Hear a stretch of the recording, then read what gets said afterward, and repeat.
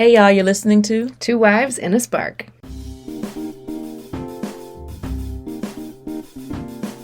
As an interracial couple, we've learned a lot over the years, and we're committed to sparking conversations that build community and explore how race influences everything. Literally everything. So that's our focus for this podcast. Because we believe that intentional conversations are vehicles for change. We've seen the power of them in our relationship over the years, and we know that when we really listen to each other and to ourselves, we see the truth in new and revealing ways. I'm Leah. And I'm Rachel. You're listening to Two Wives and a Spark.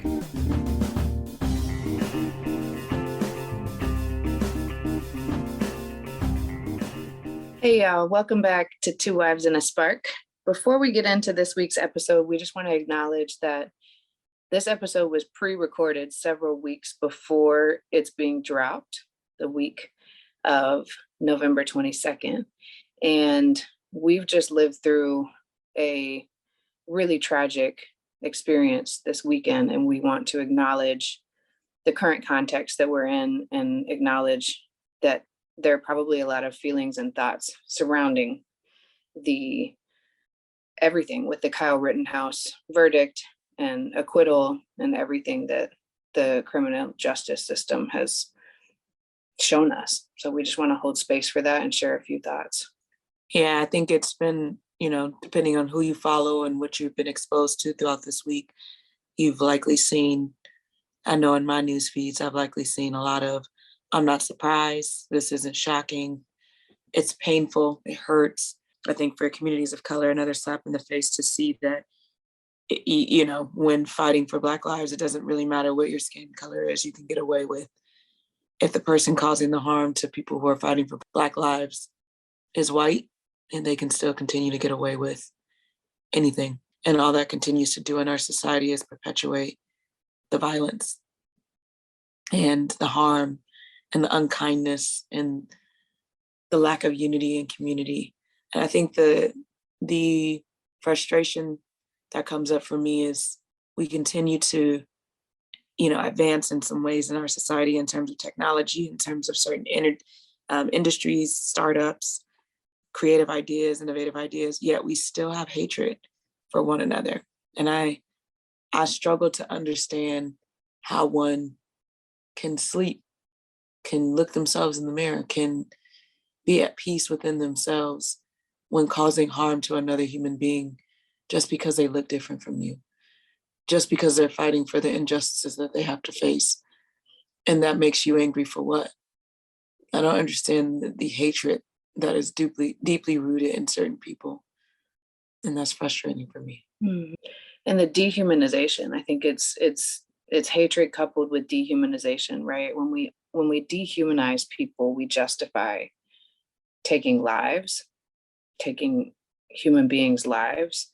And when we watch and read and hear stories of this 17-year-old Proud Boy, white supremacist, who caused harm and clearly justified his actions, and we see the system, a lot of people are shifting to not calling it the criminal justice system, but the criminal legal system, because the system did not serve humanity, right? And so I think there's some we can't just, it's so complex, and I can't find the words, but I know that what we've witnessed is white supremacy life in all different forms and systems, and the ways in which systems operate and trickle down. And so we just are feeling a lot of sadness and a lot of deep pain and rage about this current state that we're in. And we don't have answers, but we know that not acknowledging it is not why we're here. Like, we're here to spark conversations about race and connection, and what is it really going to take for us to get to racial harmony. And here we are building a family in this moment and time in our history, and we just want to acknowledge this moment that we're in, and the pain and rage and anger that is rightfully here with us in this moment. Yeah, I think when I think about the unfortunately, this is not shocking. Unfortunately, it's not the first time in our lifetimes we've seen things like this. It makes me think about, like, how do we push through to make sure that this doesn't continue to be the story, right? Like, it doesn't, like when our child is 30, 40, 50, that she's not continuously hearing, like, I'm not shocked by this. I'm not, this is predictable of the system that we live in. So I guess my wanting and my yearning and my ask is to all the families and parents not to shy away from the conversation with the younger generation that's up and coming. The fact that this man is this child, right? 17. Right. Someone taught that to the judges, to the prosecutor, like someone taught hatred. Mm-hmm. And I think we have a role and a job to do to make sure that in our schools and our families, those are systems too. And if we continue to neglect what is ours to do in terms of being in spaces across difference, building community across difference, seeing each other's humanity through letting our children see each other's humanities as children, if we continue to not do that, if we continue to only look around and see people who look like us, who have the same background, same political understanding, all those things, then we're going to continue to recreate the same system, right? And want it to change, but not do anything different within our daily actions. And so I just ask that the families and educators who listen to this podcast understand that it is our job to change the conversation and to change our actions. Because if not, 20, 30, 40, 50 years from now, it continues to be the same conversation, continues to be rooted in hatred, continues to be rooted in confusion as to why we can't seem to advance as a society and understanding each other's humanity. Right. So that's what keeps me going. That's my drive, but it's still very infuriating. Yeah. And I think for anybody who's listening who happens to be white like me, I invite you to do some holding up the mirror, as I've been doing a lot of, and really reflecting on what white privilege looks like, what white fragility looks like, what we witness when we see white people who are not dissimilar from myself benefiting from systems in our society, and what is the role of white folks in this moment in terms of getting uncomfortable and sparking those conversations with family. Here we are going into Thanksgiving week, and for a lot of folks, this might be the first time that you're gathering around a table in a couple of years because of the pandemic, and depending on what that looks like, whether you're inside, outside, traveling, connecting with family, I think there is a role to acknowledge the pain and the history that we're sitting in. I think in my experience, there is a pattern that whiteness kind of protects itself, and comfort protects itself, privilege protects itself. And so it's really easy to not say the hard thing at the table. It's really easy to not talk about, because everybody's already hurting and in a lot of, has gone through a lot because of the pandemic, and doing a lot, experiencing a lot of emotions. Some folks might shy away from saying the hard thing or speaking up or just acknowledging, like, hey, y'all, can we talk about what's happened in the world this past week? Can we talk about what this means for us, and what organizations we're supporting financially, what organizations we're supporting with our time?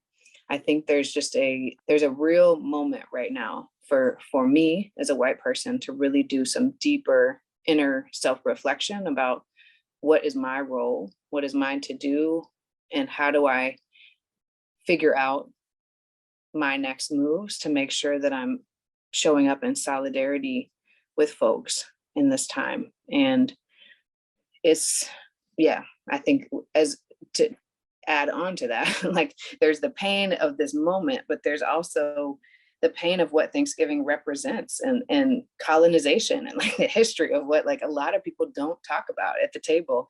And so I think this is a week where we have a real opportunity to speak up and say the brave thing, and to share the hard thing that's on our heart and mind in service of the next generation, hearing adults talk through some vulnerable layers of what it's like to be really swimming in the water that we're swimming in. I'm not sure. These are just, I may not be making any sense, but I just feel like this is the time, this is the week to say the hard thing. And this is the week to speak up and really do the deeper self-reflection, I feel like. I think it's a moment to go with your second choice. We talked about this a couple episodes ago, but I think it's important, or maybe it's coming up. It's all mixed up now. But if your first choice when you're around, your community is to stay silent, then go with your second choice, right? If the second choice is like, oh, it's going to be hard, but I do want to talk about this in my community. I do want to ask questions or lean in, or I don't know the right thing to say or whatever, then go with your second choice. It's going to be easy to, and it may feel hard to go with to stick in the first one and to stay silent, but there's comfort there if that's your first choice. The second choice is where the growth happens. Mm-hmm. I'll say that. The second thing I'll say is, for people of color, for Black people specifically, unfortunately in our society, it is more common to not see white people be reprimanded for the poor choices that they make. And so one of the ways in which, in my family at least, we heal from those traumatic experiences is we don't necessarily talk about it. We play instead, we crack jokes instead, we, gather in ways that I think sometimes are not always healthy, like drink, smoke, whatever, we kick it with each other. And I think I offer that to say, like, for white folks who are like, I want to now lean in and talk about it, do that in your communities and in your space. Don't take the moments of joy or the moments that people of color are trying to have to not have to deal with the sadness of this moment, because we always have to deal with the sadness of these moments. And when we release, we only take that time for a little bit. So don't put your moment of like, oh, I want to talk about it, pressure out there, unless it's already in your community. If you got people around you who are like, yeah, let's do it, then that's different. But do it in your families at your tables. And if that's a diverse table and a diverse family, that's awesome.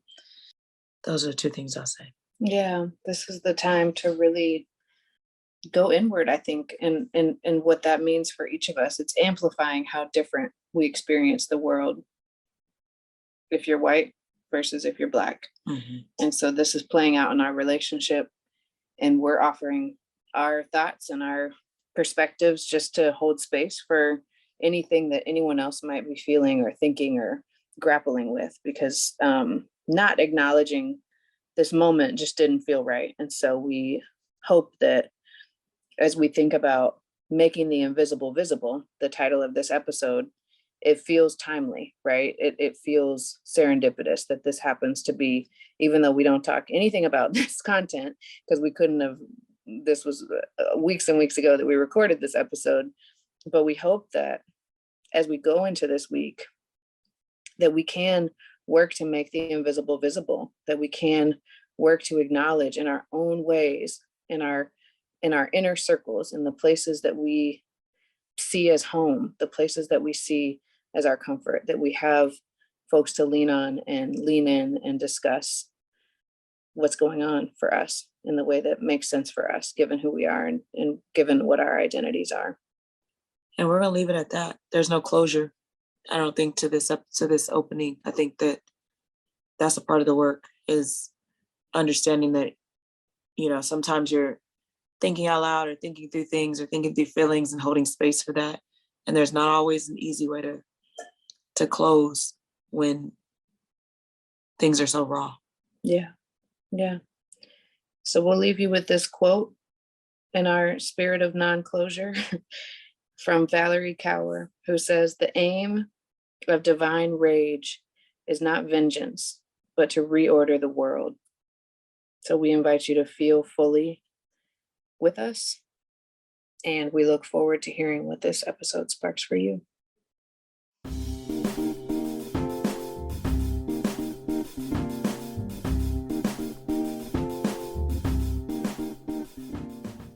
All right, welcome back to Two Wives and a Spark.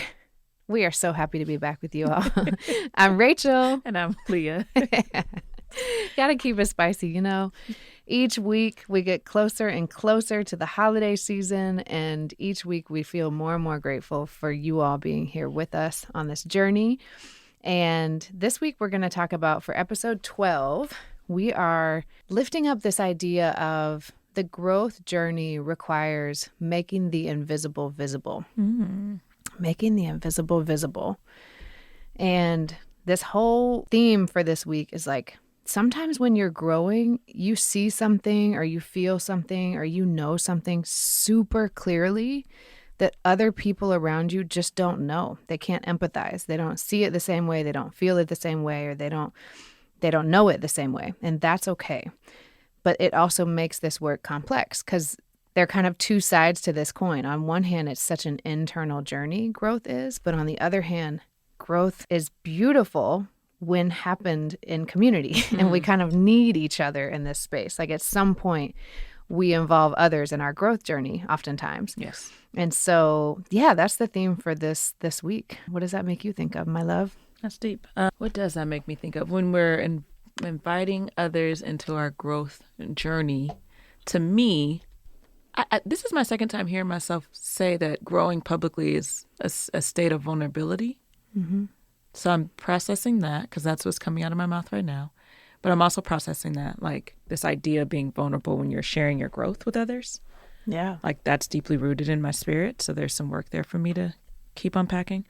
But that's truly making the invisible visible, is showing up as your current new developed self, growing self. Mm-hmm. So I think I'm having a true moment right now. That's an interesting identity that comes along with it, right? Like of being more okay with your truest versions of yourself as they're happening. Mm-hmm. And that takes a lot of courage. You know, my friend Tierra always calls that being vulnerageous. Yes. It's one of my favorite words. T-Knox.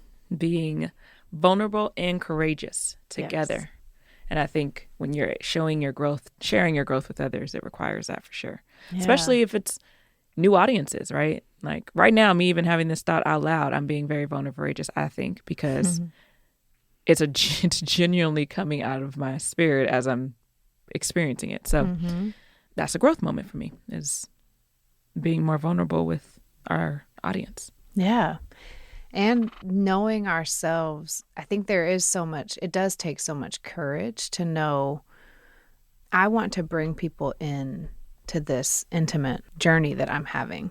It's intimate because it's happening internally, but I want to bring others with me. And inherently, I think there is some vulnerability there because it's usually growth is already vulnerable. And so then when you're sharing with others, like whether you're trying to change a habit or start a new thing or push yourself in a new way or really hold yourself accountable to doing something differently. Now, would you say conscious growth is also vulnerable? Like let's just turn it into sports. Deep in my heart, I really want to be a really good basketball player. I want to, be out there like Stephen Curry on them, you know what I'm saying? and so, I'm working on it. I don't plan on playing any basketball games, but I'm working on my shot.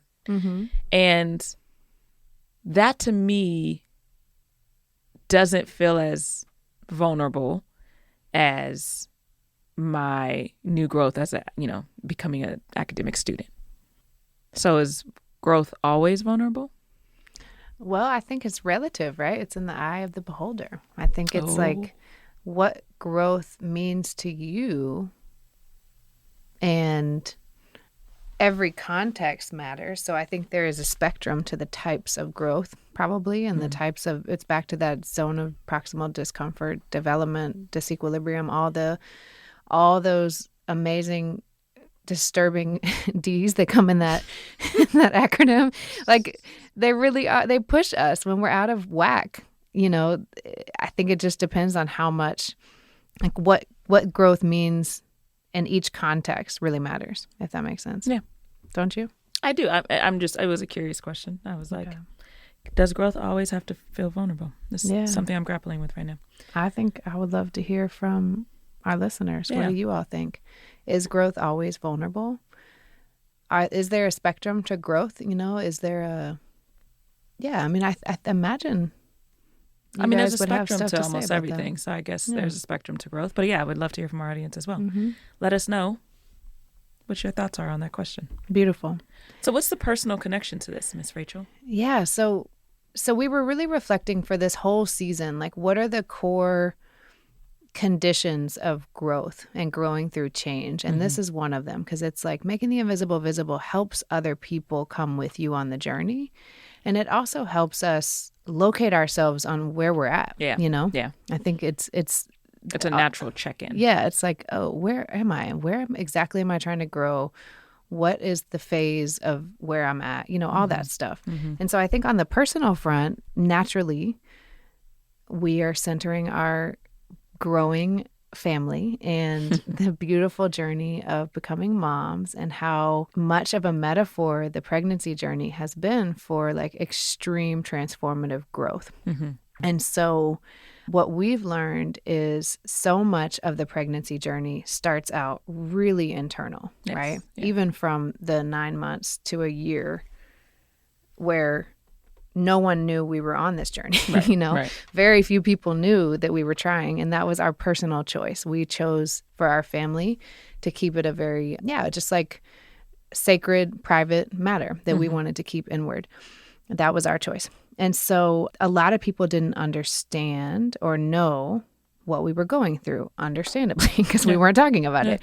And that means that who we chose to talk about it with, really, like, there were so few people that we did have that we were talking about our our pregnancy and fertility journey with, because that was just in that phase of our relationship, that was the choice that we made. And so I think it comes with some challenges when you don't make the invisible visible sometimes, right? There can be challenges like you're really eager to share. You feel like you're holding this secret. You know, you're like, oh my gosh, like there's this part of me and we're generally pretty like open book people, and we share a lot with people. We're connectors. Like we value our private life and our boundaries, but we're connectors. We're very relational people. And so not sharing this big thing felt really huge for us, you know? But it was something that we wanted to do for our family, just because the cycles, there were so many ups and downs. We learned early on that it was really trying for us to share and process our grief with other people's grief as we were going to the fertility journey throughout all that time. Why are you laughing? Because you're like, deep breath. Ooh, that was hard. That was a hard season. And I think it's a long way to say, like, there was a lot of waiting, a lot of, you're trying to get to the safe zone. I was learning about my body. You were learning about my body. We were learning about our bodies, because there was so much that we didn't learn in school and otherwise up until we started trying. Yeah. And so I think there were just so many layers that we were navigating internally that what it helped us, for me at least, this is my perspective. I would love to hear what you would say the impact of that time was. But for me, it really did make me appreciate it was almost like the incubation phase. Like I did, in hindsight, I now see that was a really sacred time. Right. And like the people that we shared it with were so few that it was a really sacred bubble that we had around us. And it felt really protective. Like that was what we needed at that phase of our growth journey. Right. And then we began shedding the layers, and we felt, we got out of the safe zone, and we've got the anatomy scan and all the things. And then you feel like, okay, we're comfortable, we're ready. And we have our family unit intact. Like we're not just sharing to share. We really want to be purposeful about what we're sharing and how we're sharing it. And yeah, those are my 2 cents. What are your 2 cents? Yeah, you actually hit it right on the nose. I think one of the things about making growth visible, if you do it while it's still internally happening, you're in relationship with yourself while it's happening, and you bring too many people in, sometimes it stunts your growth. Because, I mean, I'm pretty sure our listeners can share times and moments when they've had experiences where they're excited about something or envisioning a, idea they have, and they share it with like one too many people. And all of a sudden you're getting all this feedback and noise, right? That you didn't ask for, but B, weren't ready for. Right. And so then you start being a little bit in conflict with your own growth, because now you're like, well, I was going to do this, but now I think I should do this. And so now you're all over the place. And so I think sometimes the silence helps the growth happen.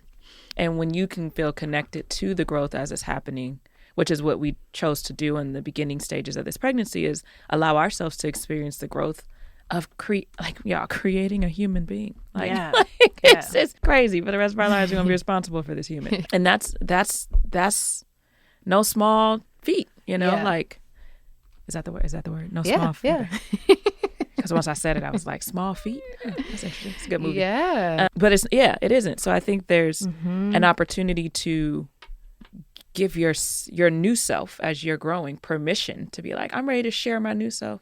Yeah. When you are ready. Right. Right. And this goes back to a couple episodes ago where we talked about trusting your voice. Yeah. Right. That's a part of the growing process too. Right. Is trusting when you are ready to share your experience, your voice, your growth, your development with the world. Yeah. That's up to you. That's right. It doesn't have to be on this specific, this is when everyone else is doing it, or when everyone else is sharing that they're growing. Let me jump in there now. Like, that's the ego. Mm-hmm. We'll talk about that later on in the season. It'll try to stunt some growth. Like, right. But it can also help with growth. It just depends on how you're feeding it. Yes. So I think that's for sure what pops up for me. Yeah. Yeah. No, that's such a beautiful connection, because you're right. You can really stunt growth, and it's so context specific. It's so, each person's experience is different. Mm-hmm. And so for us, it was super important for us, because time and energy we didn't have an abundance. Like, we both work very busy jobs.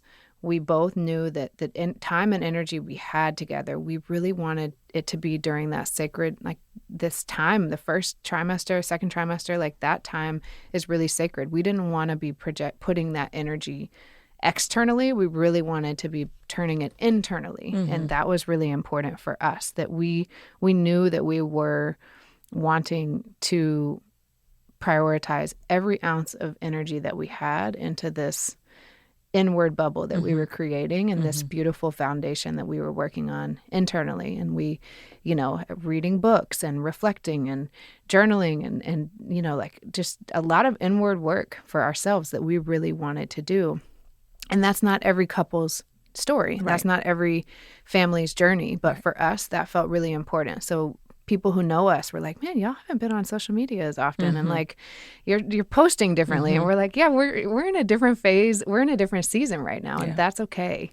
And I think your point about not feeling pressure, that's the ego. When you start comparing yourself to other people and you start feeling this pressure because other people are like, but you're out of the first trimester, like, share it. And it's like, why do you feel that? Like, people just have a lot of thoughts and feelings, which is all good. But I'm just so thankful that we have a strong commitment to listening to our intuitions and to really checking in with each other and being like, what is the right timeline and what feels good for our overall family and what we have going on and everything. Right. Because on the flip side, I think sometimes when people are developing and growing and they have a, new idea or a new part of their identity that they want to share, but they're too nervous to, you can stop yourself too long. Yeah. Yeah. Right. And some of that comes with some fears. Right. I think folks who understand the first trimester and the 20-week scan, there are moments where information can be given to you that can alter how you're experiencing this journey, right? Yeah. So I think you do have a moment where you're like, I just want to hold it sacred for a little bit longer. And sometimes the information that you want others to know about your growth and celebrate with you, you hold a little bit too long because there's some trust and community that still has to get built, right? Yeah. And we live in a society right now where community is our social media.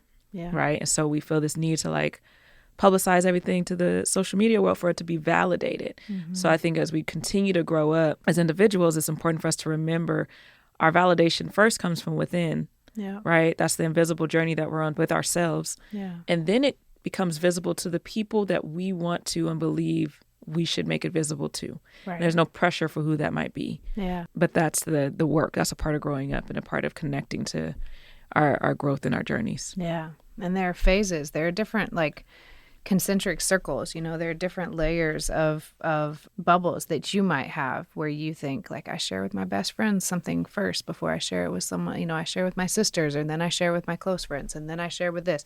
Like, I think we all unconsciously have these things, and we're just so actively aware of how much intentionality can really serve us on this growth journey in this phase of our life. Yeah, 100%. Yeah. Now, when you think about this in a professional tip and connection to, what we're always bringing it back to, which is talking about race, and this particular topic of making it the invisible visible, what professionally comes up for you? What's the idea there? Yeah, I mean, I think there are a lot of ideas that are swirling around in my head, but I think you brought up like the spark journey is a really tangible one. Like it's the first one that's like, right, that was the first time I had a project, I had an idea that I was working on that came from my brain. And then I made it public and shared a Kickstarter link and recorded my first video and all these layers of nervousness. And what you were talking about earlier, like fear and procrastination is real when you're working on a project that you really care about. So that is really different. And it's like a sneaky cousin of what we were talking about earlier, where you're like trusting your intuition and really protecting your bubble. That's a really, really different thing than procrastination and fear. They try to come in disguise sometimes as like, no, just protect the time. Hold off. So I can relate to that when I was starting Spark, because I had a lot of fear and nervousness about sharing this idea that I thought could really be healing and transformative for communities. So it was in my head for a long time, and then I bounced it off of your head for a long time. Like, you had to be my mirror and my sounding board forever. And then eventually we got to a point that was like, okay, let's put this out there slowly. Let's do some prototyping. Let's do some testing. And I think the reason why I was originally bringing Spark to the table earlier is because the process that it took to get it into people's hands didn't happen overnight. And I think when we talk about how to get more comfortable sharing your relationship with race, not just yours, but our audience, your conversations with race, your conversations across difference, getting comfortable in having those conversations doesn't happen overnight. Getting comfortable in showing up to the rally and speaking or talking to others doesn't happen overnight. Getting comfortable to call out, any of the isms when you see them doesn't happen overnight. Right. But it does require time, and it does require starting really small sometimes for some of us. Some of us can go big quick, but for many of us, it requires going really small first, checking in one-on-one with someone, talking to, I've heard staff members say this all the time. Yeah, I talk to my, partner at home all the time about this, but when I'm in big groups, I get nervous, right? And so going to that second thought, right, which is like, the first thought in my experience, many of my staff members, is to take whatever we're learning in the professional development about our anti-bias, anti-racist work, and then take it back home, right? Because it's harder to be in conversations that might cause some disagreement with the people you got to work next door with, or the people you got to work in the same classroom with. But that's the work, right? That's where the invisible growth is waiting to develop, right? And when we can go there, we can go from being comfortable enough to do it behind our closed doors to getting comfortable enough to do it in the public. Yeah. Then we got some real work that we're creating in the universe. And Spark is a good example of that, because that's how it happened, right? It was very much so behind closed doors, very much so in your mind on paper and these, index cards. And then the first time it happened with a group, it was like very diverse group, intentionally very diverse, right? Because you didn't want the same pieces of feedback. But then you opened yourself to hearing from a diverse crowd. A ton of feedback. A ton of feedback, because everyone's experience. Yeah. Oh, well, this is what that meant to me, or this is what that meant to me. Oh, when I read that card, I read it this way. I read that card. Yeah. But it gave you an opportunity to learn so much more than you would have had you had only shared it with your sisters. Yeah. And I'm so thankful for my learning in grad school about kind of design thinking and design process, and learning that it's okay to test and prototype. I'm so thankful that was a stance that I had, like a muscle that I had developed, because I don't know if I could have withstood all the criticism and feedback if I didn't have that orientation to the work, right? My orientation to the work was like, I have this schema for design thinking, so I know that I'm going to have to fumble. It's kind of like improv, but in a business sense. Like you have to test, assume that you're making assumptions, assume that you're going to trip, assume that you're going to have to rethink and restart. And so I was so thankful. I mean, looking back, I'm really, really grateful now more than I probably was then, that I just was showing up with that orientation, and that I just believed in the thing enough to know it's okay if my ego gets hit a little bit. Like, I don't know. I really believe in this, and I'm going to keep pushing, and I'm not going to give up.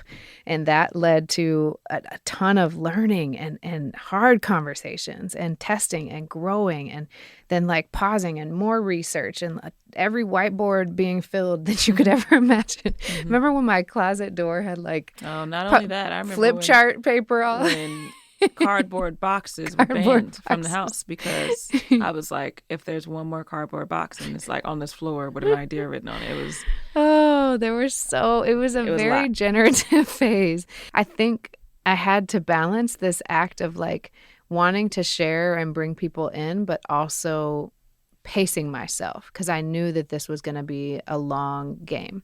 And so I think the reason that Spark is where it is now, where it's not just a card game, it's an experience. We have a consulting firm, and we partner with organizations, and it's way more than my original idea that was on that index card, is because I think I've been so deeply committed to listening and fumbling, like truly, and testing. Like those things have been, let me learn, let me test, let me fumble, let me listen, let me learn, let me adjust.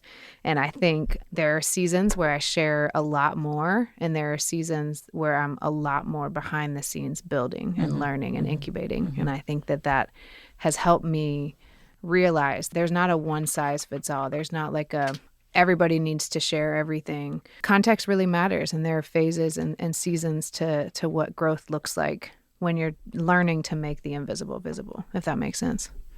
Yeah, that makes a ton of sense. It made me wonder, a question for the audience is, because you were saying like when you were creating the game, you knew it was bigger than it just staying on that index card. So when I think about people's journeys with race specifically, and trying to get people to move, to keep learning, to keep digging deeper, to keep unpacking what you thought you knew but you don't, right? What is it for the individuals listening that's going to keep them on the journey, right? Like for you and I, we talk about this often, where it's our family. Yeah. We're about to raise biracial children who are about to have two histories in conflict. That's deep. That is complex. And that's what's keeping us staying at the table, having conversations, learning, pushing ourselves to be better learners, continuing to grow. That's what's keeping us in the game. For our listeners, I'm curious to know, what's keeping you inspired, encouraged, engaged to keep growing, so that you can then come back to that, let me be in the creative stage and thinking stage, and then go back to being visible again and sharing what I learned, and come back to the thinking stage and the growing stage, and go back to what's keeping our listeners in that process. And if you're not in that process, what's going to get you to get into it? Because I think that's the work we're trying to do. Yeah. Definitely. I think that's really powerful. And I think there is so much work happening behind the scenes that a lot of people are doing a ton of internal work. And so I think another question to consider is, who am I willing to bring in to my inner journey? Who am I willing to make my invisible visible with? Like the inner work that I'm doing that is stretching me on the zone of proximal development, that is pushing me. My step 2 moment, like who am I courageous and vulnerable enough with to share that? Or who is it that I want to be courageous and vulnerable enough with? Yeah. You and I could stay in these conversations with each other and know that we're going to keep building off of each other. Yeah. And then in a lot of ways, that's helping our relationship continue to get stronger. But if you and I only have these conversations with each other, we're only going to grow to a certain degree. Right? Like we got to start having the conversations or continue having the conversations with other people to continue to learn, to continue to be pushed, to continue to be in conversations and stand for what we believe in. Yes. Because if you only go to the first person that comes to your mind because you're like, oh, yeah, I know we'll have a deep, rich conversation. That's good. You'll still grow for sure. Mm-hmm. But it's that second person. It's true. That you're like, I kind of want to talk to them about it, but I don't really know how they're going to respond. That's the one. I heard them say this and I wasn't sure what they meant, but I really want to unpack it. Yeah. And those are the hardest ones, right? They really are. Because there's a relationship on the line. Yes. Because you're like, oh, I love this person. I trust this person. But they says this one thing. I'm kind of curious about it. There's a conversation there. There's a growth moment. There's an opportunity for both parties to lean into a conversation together and to learn with each other. So I'm going to leave it at that. So true. That's where I'm at. I love it. Anything else you want to share on the professional front? Lessons learned and making the invisible visible? You know, I think what I'll share, this is interesting because the word vulnerable is coming up again. That's deep. I learned when I moved to Texas, specifically, the power of naming what it felt like for me as a Black woman in society to a predominantly white staff.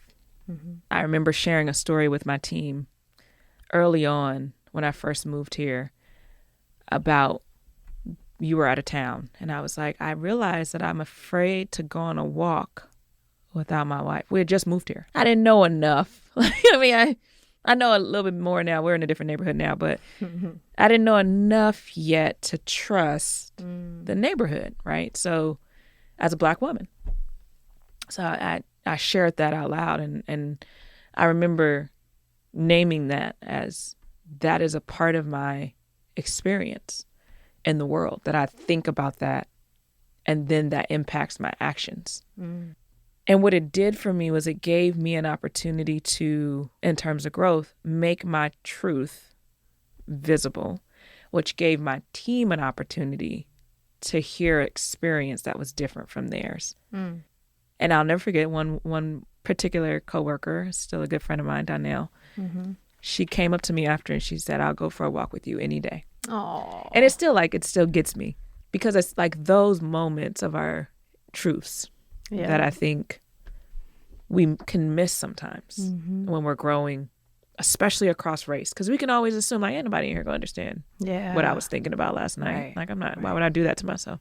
Right. Because the worry is more so that the lack of understanding will create silence. Yeah. And the silence sometimes can be the scariest place to be. Like if you share something vulnerably and no one says anything back, like you're like, am I crazy? Am I tripping? Like, should I not have said that? Did I say something wrong? Do people just not understand? Yeah. So for that to be the reaction, I think what it helped me learn is when we are experiencing some of the most vulnerable things in our lives, sometimes it is helpful to say it out loud. Yes. To make those things visible. Because you never know what it opens up for other people. And I'm sure that's what was a seemingly small moment in a whole year's worth of, hundreds of PD sessions or whatever the case, that other people might remember that too. Because people remember vulnerability, when they're growing too. When they're choosing to grow and when they choose to lean in. It's really courageous and contagious too. Like if people who are willing and ready to grow will step up and meet you there. Yeah. And that's one of the biggest gifts. Yeah, it still touches my little heart. I had a little tear just now. We both just teared up. I love to know. That it's just at the core, what Spark is really all about is this belief that we are all far more alike than we are different when we really allow ourselves to be vulnerable with each other and human with each other and listen to each other, that we all have struggles and we all have triumphs and we all have incredible differences and diverse experiences that make us unique. But when we take the time to truly be with each other, those moments can change the world. Right. One conversation at a time. Right. All right, y'all. That was a beautiful story to end on. Thank you for sharing. Thank you. Yeah. Until next week, Yes. we will look forward to speaking with you again and talking with you a little bit more about growing. We're ending on this note around how it can happen and build community and grow in community. So we'll talk a little bit more about that next week. Yeah. Until then, we're sending you love and light.